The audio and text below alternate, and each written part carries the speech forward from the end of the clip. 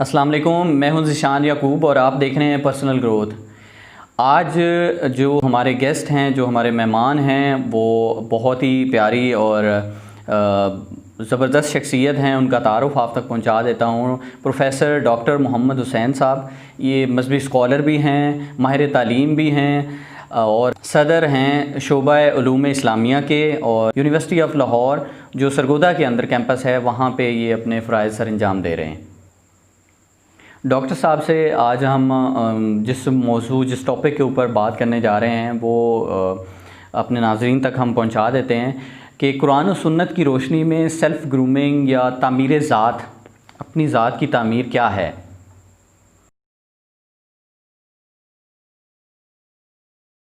آپ نے یہ سوال کیا ہے کہ تعمیر ذات کے حوالے سے قرآن پاک کے اندر کچھ رہنمائی یا آیات موجود ہیں یا نہیں، یا یہ کہ جیسے آج کل سمجھا جاتا ہے کہ یہ دور جدید کی اختراع ہے اور آج کل لوگوں نے نیا کنسیپٹ جاری کیا ہے، کیا یہ ایسا ہے؟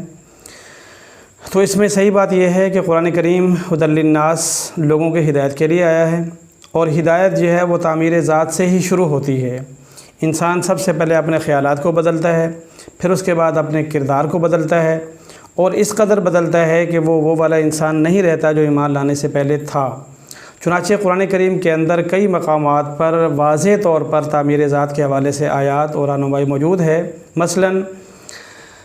نبی کریم صلی اللہ علیہ وسلم کی جو ذمہ داری بیان کی گئی، اس میں ایک ذمہ داری یہ بھی ہے کہ وہ لوگوں کا تزکیہ نفس کرتے ہیں، لوگوں کے دلوں کی صفائی کرتے ہیں اور ان کو برائی سے اچھائی کی طرف لے کر آتے ہیں۔ اور اسی طریقے سے قرآن پاک میں فرمایا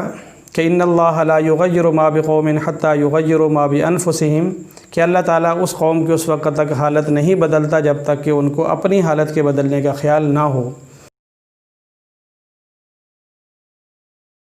جی بالکل، جس طرح اصولی طور پر آیات موجود ہیں، بالکل اسی طریقے سے چھوٹی چھوٹی چیزوں کے بارے میں الگ الگ رہنمائی بھی فرمائی گئی۔ چنانچہ سورہ لقمان کو دیکھا جائے تو لقمان علیہ السلام کی جو نصیحتیں اللہ تعالیٰ نے قرآن پاک میں ذکر فرمائیں کہ لقمان علیہ السلام اپنے بیٹے کو یا بنیا، اے میرے پیارے بیٹے، ایسا کرو اور ایسا نہ کرو، لا تمشی فی الارض مرحا، زمین میں اکڑ کر مت چلو۔ اور اسی طرح عباد الرحمن الذین یمشون علی الارض، سورۃ فرقان کے اندر جو ہے وہ ایسی صفات بیان کی گئی ہیں جو انسان کی اچھی شخصیت کے آئینہ دار ہیں، اور اس کو ایسا معیاری انسان بنانے کے لیے وہ ہدایات موجود ہیں کہ جو دوسروں کے لیے ایک رہنما اور ماڈل ہو۔ اسی طریقے سے سورۃ الحجرات کے اندر بھی اللہ تعالیٰ نے وہ اخلاقیات بیان فرمائے جو ایک اچھے انسان کے اوصاف ہوتے ہیں اور اس کی اچھی شخصیت کے وہ آئینہ دار ہوتے ہیں۔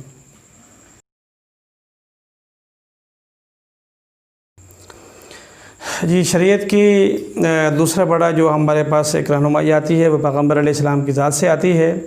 تو جہاں تک تعمیر ذات کے حوالے سے ہے تو صحیح معنوں میں نبی جو بھی وقت کا نبی ہوتا ہے وہ ایک وقت تک اپنی ذات کو تعمیر کرتا ہے، اور پھر اس کو تعمیر کرتے کرتے ایسی جگہ پر لے آتا ہے کہ اللہ تعالیٰ وہاں پر فرماتے ہیں کہ آپ نبوت کا اعلان کر دیں اور اب لوگوں کی تعمیر ذات کے لیے آپ کوشش شروع کر دیں۔ چنانچہ نبی کریم صلی اللہ علیہ وسلم عرصہ دراز 40 سال تک اپنی شخصیت کی تعمیر میں مصروف رہے، اس میں عبادات بھی، اخلاقیات بھی، اور جب ان کی شخصیت اس نہج پر آ گئی پھر تو اللہ تعالیٰ نے فرمایا کہ نبوت کا اعلان کریں اور پھر اس کے بعد آپ رہنمائی کریں۔ اس کے بعد پھر نبی کریم صلی اللہ علیہ وسلم نے اس وقت کے جو نوجوان تھے، جو بڑے تھے، بوڑھے تھے، بچے تھے، ان کی ایسی شخصیت کی تعمیر کی کہ قرآن پاک کے اندر اللہ تعالیٰ نے ان کو بطور مثال بیان فرمایا کہ یہ ایک مثالی لوگ ہیں، ان کی زندگیوں کے اندر، ان کی زندگیوں کو پرکھ کر آپ اپنی زندگی ان کے مطابق ڈھال سکتے ہیں۔ ٹھیک ہو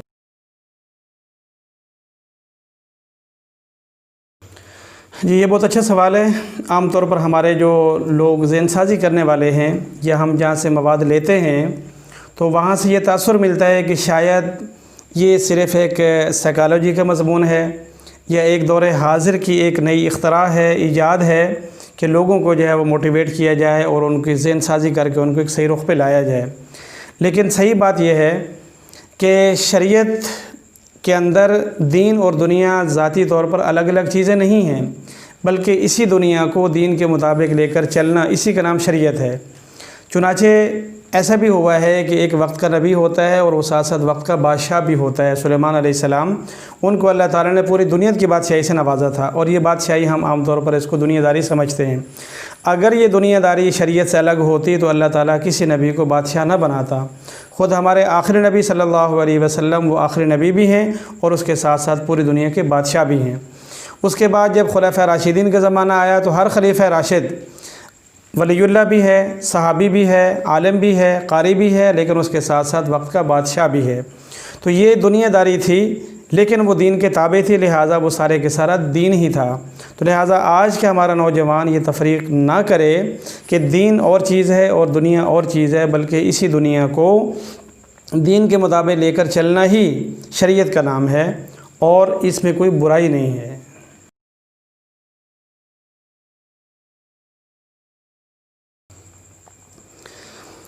اس میں یہ بات سمجھنے کی ہے کہ آیا شریعت جو ہے وہ خالصتاً نوجوانوں کو فوکس کرتی ہے یا نہیں۔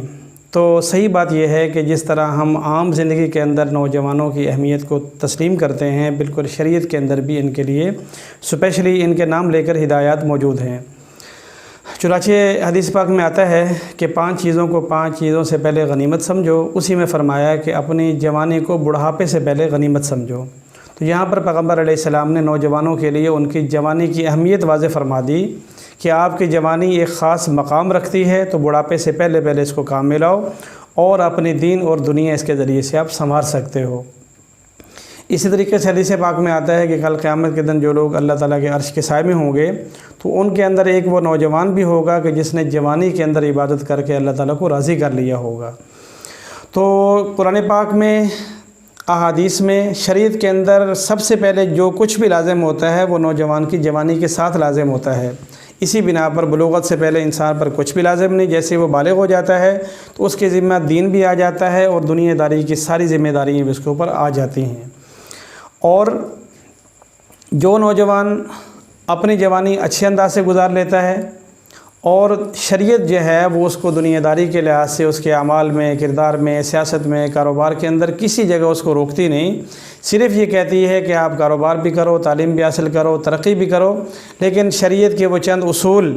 جو آپ کو بتائے گئے ہیں ان کو آپ اپنا کر رکھیں، پھر اس کے بعد آپ دنیا کی چاہے کسی بھی معراج پر پہنچ جائیں، شریعت آپ کو اس کے آگے لے کر جائے گی۔ اس کے اندر دیانت ہے، امانت ہے، صداقت ہے، شرافت ہے، عبادت ہے، ادب ہے، احترام ہے، اخلاقیات ہیں اور چند بڑے بڑے گناہوں سے بچنا ہے۔ اس کے بعد انسان اس دائرے کے اندر رہتے ہوئے وہ جو معاش اپناتا ہے، سیاست اپناتا ہے، تعلیم اپناتا ہے، ترقی اپناتا ہے، کاروبار اپناتا ہے، سب کی سب شریعت اس کی حوصلہ افزائی کرتی ہے اور اس کو بہت آگے لے کر چلتی ہے۔